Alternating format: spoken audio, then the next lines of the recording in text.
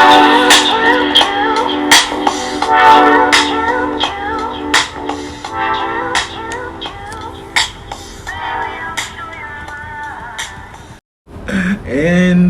welcome, guys, to Deeper Than Most. We're your hosts, DJ and Sav. And today we're going to be discussing human evolution. Yeah, and higher consciousness and like the next steps. So we actually have some current events to hop into today. We didn't do that on our first episode, but so we're going to do that from here on out. So yeah, we're just going to start with two today. And the first one is, I believe it was last Thursday, scientists were able to clone the first ever endangered species, which is a Blackfoot ferret. And how they did this was they used the genes from a ferret that died 30 years ago. I don't know how they were still able to use the genes, but hey, they made it work. No, like science is really weird because it kind of takes me back to this book I read back in, 6th grade. We had a whole book about it. It was called House of Scorpions. I don't know if anybody's familiar. But basically, they cloned this kid from like a cow, I think. And he didn't even know that he was a clone of somebody until like later on, but let's not spoil the book. But yeah, that's pretty cool that they were able to do that. And it says that there are 41,415 species that are endangered right now? Yeah, it's quite a bit. That's kind of cool. And cool, you initially thought it was like, what, only 10,000? Yeah, I thought it was just like 10,000. Yeah, it's a lot. Yeah. It's really high. Well, in other news, since we're about to have a new home and whatnot,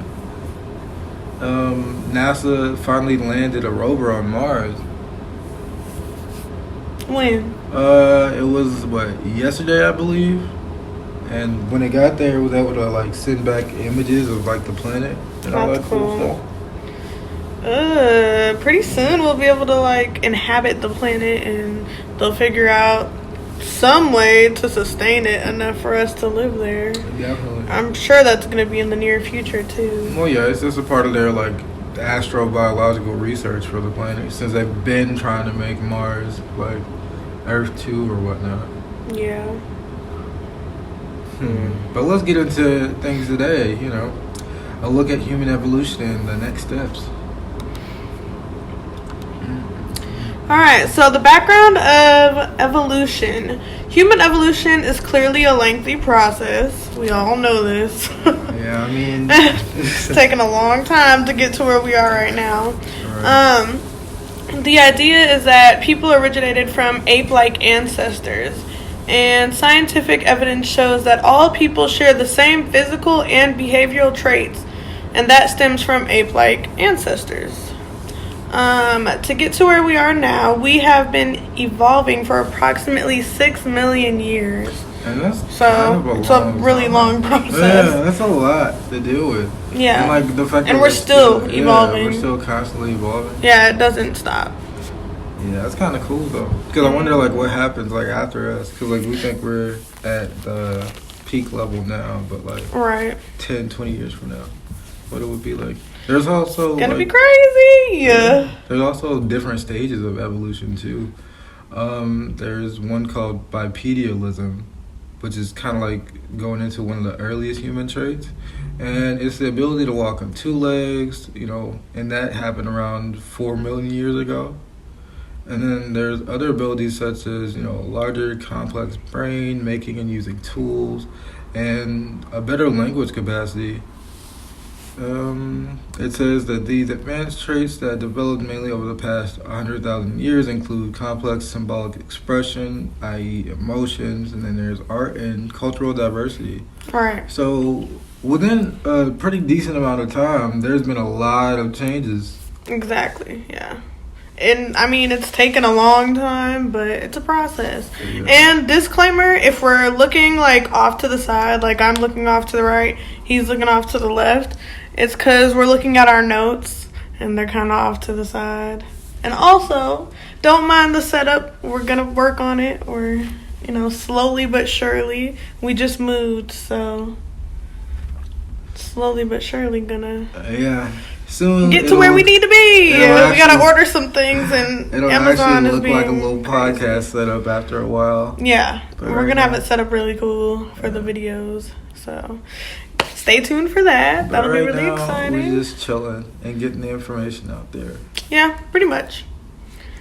All right, so stage 2 was brand. Wow. Nice. Stage 2 was brain expansion. Artifacts dated to around 300,000 years ago display key features of modern human craniodental morphology.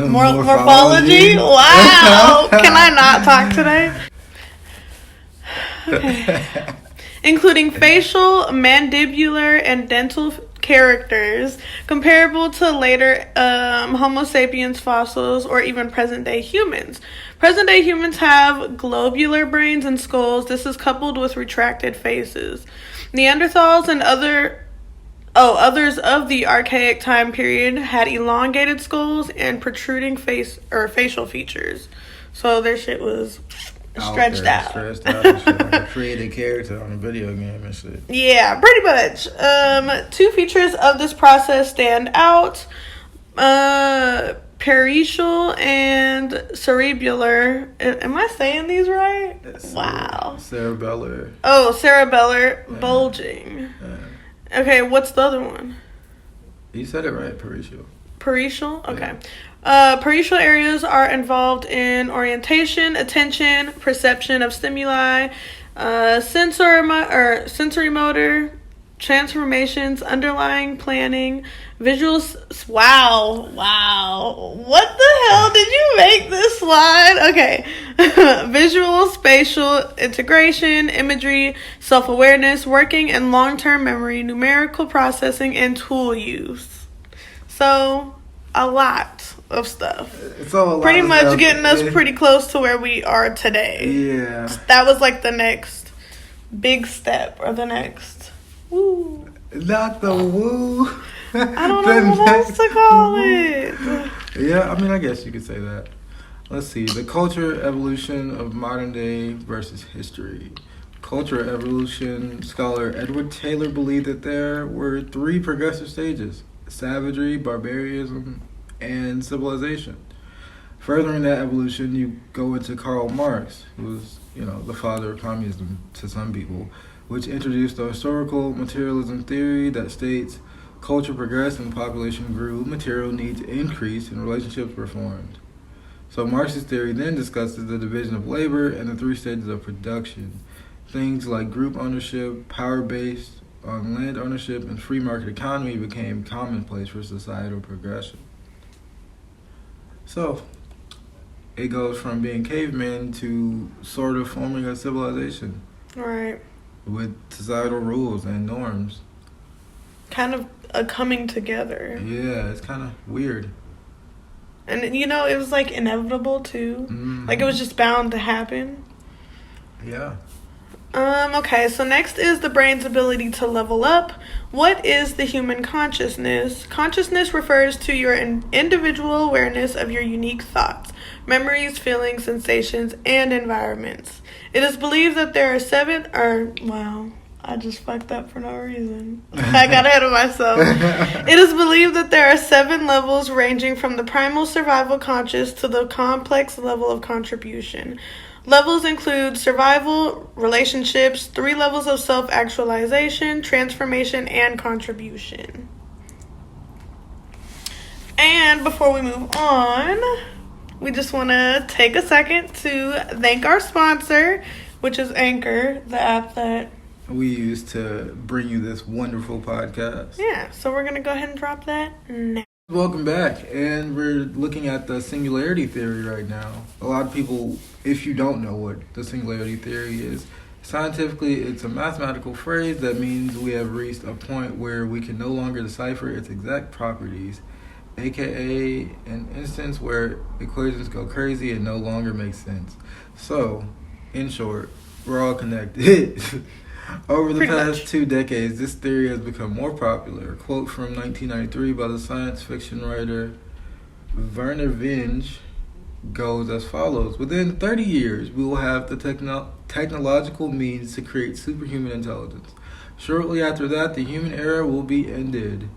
Dude, I truly believe that, though. Well, I mean, I feel like once AI starts, I don't know, transforming and continuing to evolve, once they say that, like, once technology gets to the point to where it can teach itself, that's when it gets dangerous.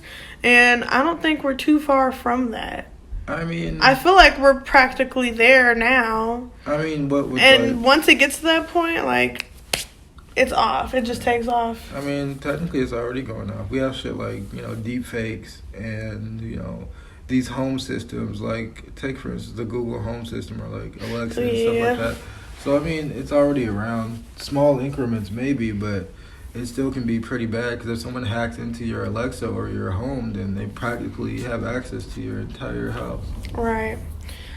All right. So, pieces of the puzzle. Microchips in humans, so technology which would literally be in our skin. I know that with the COVID vaccine, I know this is kind of controversial, but with the COVID vaccine, I heard that there is like an implant that they put in you with the vaccine. I don't know if this is true. This is all substantial. Yeah. Pretty much. I mean, I wouldn't doubt it, but it's all theories. At the same time, but it's kind of interesting. I like it. At the same time, it goes back to that universal banking system that people have been trying to push out for years. How we're not gonna have money and all this extra cool stuff, which I mean is already kind of a thing with like online banking and all these different instant pay apps and stuff like Cash App. Yeah. So I mean, we're already getting there. So if they were to do the chip, I wouldn't be surprised. But if you think about it, right now is like the perfect time to do it. They can literally like mandate getting a vaccine, like all across the board. And if they really wanted to, they could put a chip in the vaccine. And since it's mandated, everybody has to get it, and that'd be the perfect time. And boom, everybody's chipped. You don't really have a choice. Yeah, when it comes to shit. If they really wanted to do us like that. It's just kind of funny because people really think they have so much of a choice when it comes to that type of stuff. But like, when you're in the government and you're like above the law, you really can do whatever you want. So yeah, it's pretty scary though. Yeah. So next would be VR, which is games, public VR spots, McDonald's Happy Goggles, Volvo test drive, and Tesla cars because they drive themselves. People got to be careful with those Teslas though. They be getting in the wrecks and whatnot. Yeah. Currently, VR is commonly used. It is utilized in healthcare, finance, tourism, fitness, and more. And prior to doing research on this subject, I was not aware that VR was used in all these other, parts of life. I did not know that it was used in healthcare or finance. Like, is it really? I thought it was more for just like gaming, and that's about it. I didn't know that it's. It's a really practical practice when it comes to healthcare, especially. Yeah. It gives you a better view of like how to do certain surgery procedures and all that cool stuff. Right. So yeah, it makes sense. So we have a long future ahead of us, apparently. Transportation evolution, decades from now, autonomous cars will ferry us from place to place. That's in our lifetime. That's pretty crazy. Decades, that could be like 30 years from now. 10, 20, 30 years from now. Maybe. Manufacturing at some point. AI robots will work alongside humans in factories. What's interesting fact about that one? Like that's coming up pretty soon. Remember that Neo or Neon.com thing? With those virtual assistants? Yes. So yeah, that's yeah. AI is already on the market. And like I said, deep fakes are a thing too that exists. What is deep fakes? Deep fakes, they're like you can basically take anyone's face and make it like do whatever. Like we'll just have to look it up sometime. Oh wow. They do it a lot with porn. They do it a lot with like political campaigns and stuff. So like say you were trying to defamate someone's character, you could use a deep fake to. Oh wow. Yeah. That's interesting. Uh-huh. Okay. And then as far as education goes, there's facial analysis. AI will be able to gauge the emotions of students to determine who is struggling or bored, or being able to tailor their experience to each individual, which is Okay, so how do you cool. feel about that, though? The education part? Yeah. Like, if you were a father and you had kids, how would you feel about... Because essentially that would be the era that our child would probably grow up in, Right. is having that in the classroom. Like, how would you feel having AI and robotic technology gauging and keeping record and track of your child every day, like their emotions and tailoring their experience and kind of tapping inside of their head? Like, I don't know. It's kind of weird to me. Yeah, it is weird, but at the same time, It's off-putting. what can you really do about it? Yeah. What are you gonna say? No. I mean, Then I you could can, see like, the positives. I could see, like, tailoring each individual student's like experience Yeah, like to the way they school. That's learn. good, Yeah. because each student and each kid is different and needs to learn, their own way. But I don't know. It's just It is. It's a creepy concept though, because it's you, the whole you never trust think- factor. Yeah, it's you too never. It's much too trust. It's too much privacy invasion, really. Yeah. Because like at that point, you're like into someone's thoughts, and like that's Yeah. like the most privacy that most Starts to people get a have. little deep after that. Yeah. So. Speaking of which, that documentary we watched, The Social Dilemma, touched really good on that, about how Yeah, it was a really good social documentary. media sites, they like pick at certain things that you look at, or find things and tailor your experience to like whatever. Yeah. So And if you find haven't ways to seen sell that, stuff. So yeah. yeah. If you guys haven't checked it out, be sure to check it out. It's on Netflix. I don't know if it's The still, Social Dilemma, right? Yeah, The Social Dilemma. I don't know if it's still on there or not, but by the time this recording comes out, it should still be there. Yeah. So It came out not too long ago, so yeah, so it should. you should be able to find it. Next is AI is better than us, and it's quite obvious why. Since AI is designed to improve itself, it will, and it will continue to do so, even past the point that an intelligence explosion would occur, leaving humans far behind. And this is kind of what I was saying earlier, is that once it gets to the point of being able to like teach itself, it'll get out of control. I think I said that where were we, like at the store or something? We were having like a conversation about this earlier, and yeah, it's pretty crazy and scary, and probably gonna happen soon. Because like, and then like, It's pretty likely. Another thing to think about, like when that does happen, and like you do have AI like walking around and doing all this stuff, like where does that leave like Humanity. human society? Like what Right. are our social norms gonna be at that point? Yeah, I don't Because know. it's like, you It's know. gonna be a different world, and like everything that's going on right now is enough. Like this is already a different world, and Right. things What have would changed. everybody a lot. like having to wear masks and such. Yeah. It's like, that's such an interesting thing. Having too, to be more because- cautious of everything you Yeah. do. It's just another layer of things that Yeah. you have to think about every day. Mhm. It's kind of cool, like everyone Makes you wearing more a mask, aware. though. Hmm. It just adds that extra layer of character in a sense, like someone wearing a certain mask, or like having a certain this extra privacy Yeah. in public. Yeah.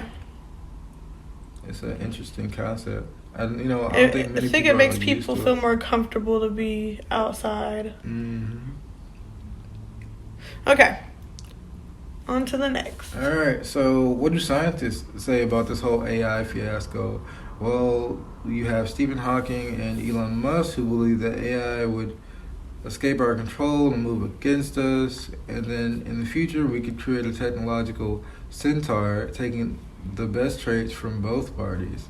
So essentially, they're working on creating a superhuman. Cyborgs. Yeah, pretty much. Yeah. And I guarantee you, first, like right off the bat, they're going to use it for military purposes. Oh, the military already has their super soldier, but that's something Yeah. we can't talk about. Right. We gotta look into those documents though, because a lot of documents have been coming out from the CIA and stuff about aliens and like all this extra cool stuff. So Yeah, I wouldn't doubt that like MK Ultra documents or like super soldier documents are around. exactly. Especially since like a couple years ago when the NSA got exposed for having all that access to everybody's privacy. Hmm. They like have access to like 99% of our privacy, including emails. That's scary. And Really crazy to scary. think about. Uh-huh. Wow. Yeah. That's the world we live in today. And we got to keep living in it. I Yeah. don't know how I feel about that. Right. Damn. But on the bright side, moving and like coming to our new home and stuff, that's been pretty fun. Yes, definitely. It's been great trying to get peace of mind and actually be able to find it Yeah. in a world full of crazy. Uh-huh. It's very refreshing. I hope that you guys aren't feeling alone or depressed or pressured to be something, because you don't have to be what everybody else wants you to be, Right. Our email is always open. And if you want to send in an email or you want to talk about something, let something off your chest, you need advice, or you just want to talk, or you have a video suggestion, really anything, you can go ahead and email us. Definitely. And our email is in our bio, isn't it? It should be, yes. Cool. So yeah, I think that's it for this week. Since we're at the end of today's episode, let's just leave you guys with a little couple of things to think about. So, on the coast of Japan, there's been a new fish found in the deep sea. I forget what exactly it's called. Let me see if I can find it for you.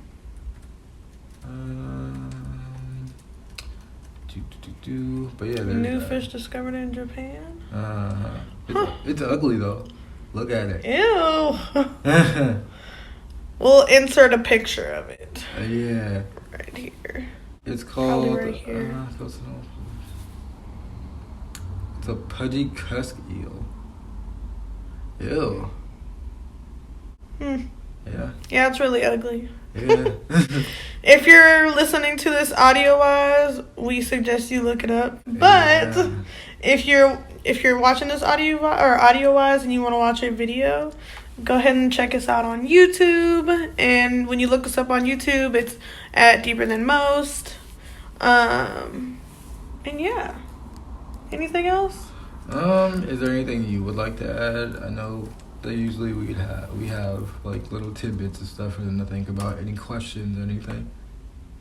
No, but stay tuned for next week, because next week we are going to be covering... Where is it? We are going to be covering Mars, the mission, and the next steps. Ooh. So, yeah, next week will be really fun.